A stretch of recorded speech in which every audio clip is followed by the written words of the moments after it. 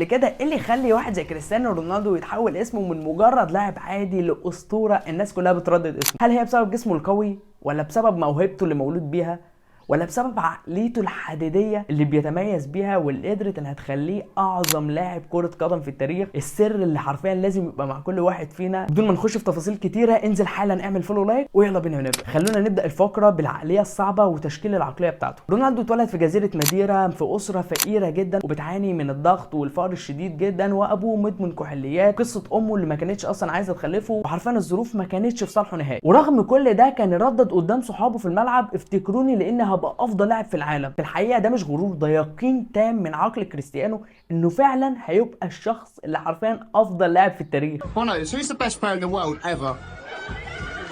For me, the best player in the world ever, Diego Maradona. Me. من هو صغير بدأ انه يشكل العقليه بتاعته بانك ما تستسلمش للظروف ابدا، وده اللي حط الاساس لرحلته اللي شايفينها دلوقتي. ثانيا، الانضباط هو السر. كل حاجه في يومه محسوبه، وقت التمرين بتاعه والسعرات الحراريه بتاعه الاكل بتاعته، وحتى الاكل بتاعه لازم يكون صحي، جوده نوم مميزه، وعدد ساعات نوم محدد. فدايما يقول لو انت اصلا ما بتتعبش عشان تكون رقم واحد، انت بتتعب ليه اصلا؟ وحتى ممكن انك تقول ممكن في الاجازات يفكس ويسهر وبتاع ما اعرفش ايه، لكن خليني افكرك لما عزم واحد صاحبه من الفريق بتاعه، واللاعب ده بقى كان مفكر انه هيروح يقضي سهره بقى، سهره لعيبه كوره بقى ومود كويس وبتاع ما اعرفش ايه. كريستيانو اكله اكل صحي واجبره على النزول للتمرين، حتى هو بيقول لو كريستيانو عزمك للعشاء ما تروحلوش ابدا. Look at it, it was just some salad, plain white chicken, no juice, just water. So we have a food, quickly a lunch, and after that he said let's go in the garden and play two touch. I said Cristiano, we just finished, so we go playing two touch. After that let's go for a swim. انت متخيل قوه الانضباط بتاعته؟ كريستيانو حرفيا الوحيد اللي بيثبت لنا انها مش للموهوبين بس، انها للي بيمتلك نظام صارم في حياته وانضباط صارم قادر انه يوصله انه يبقى يكون رقم واحد. Everyone wants to be Cristiano, but I give you the map. You think you will do it that? It's difficult. It's The discipline. the discipline is the most difficult thing, not only in the sports, but in the life. فحرفيا كريستيانو ما بيعتمدش على موهبته اطلاقا، بل بيعتمد على انضباط صارم هو اللي موصله للي هو فيه ده، وعلشان كده لازم تبقى على يقين ان الانضباط هو السر الحقيقي. ثالثا، الفشل والتحول لقوه. كريستيانو في بدايته مع مانشستر يونايتد تلقى انتقادات كتيره جدا. تخيل لما تبقى لسه داخل مانشستر يونايتد بقى وداخل بقى في الاحتراف، والجماهير تنتقدك انك لاعب استعراضي، واللي يقولوا عليك انك مالكش لازمه في الفريق. تقدر انك تتحول لافضل لاعب في العالم.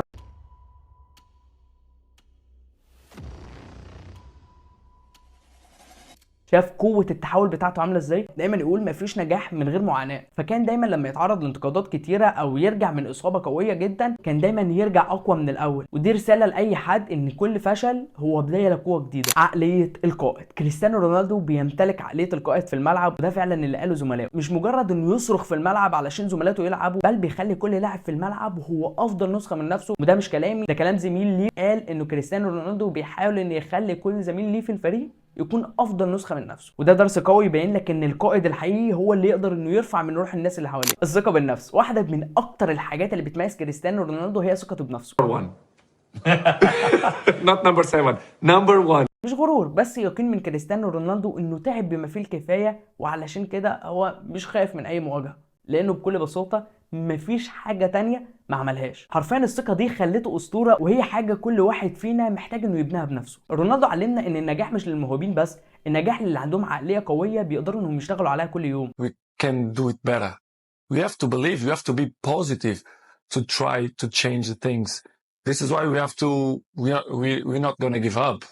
وتاكد ان دايما استثمارك طالما هو في عقلك، فانت حرفيا لو دفعت فيه آلاف الدولارات انت ما خسرتش حاجه. لو اديتك 10 مليون جنيه 100 مليون جنيه وانت عقلك فاضي ما فيهوش حاجه، حرفيا انت هتخسرهم بعد كام سنه. ولكن لو اديتك 100,000 جنيه بس تستثمرهم في دماغك، فانت حرفيا هتقدر انك تجيب ال 100 مليون ده بدماغك بس، مش بحاجه تانية خارقه. وخليك دايما فاكر كلمه كريستيانو رونالدو: اللي قادر انه يسيطر على عقله هو اللي قادر انه يسيطر على مصيره. وده درس مش في الكوره، ده درس في الحياه. في النهايه، لو الفيديو الهمك او حسيت انك اتعلمت حاجه جديده، ما تنساش تدعمني باللايك والاشتراك علشان نوصل لاكبر عدد ممكن. واكتب لي تحت في الكومنتس ايه اكتر حاجه عجبتك في عقليه كريستيانو رونالدو. اشوفكم في الفيديوهات الجايه كتير. سلام.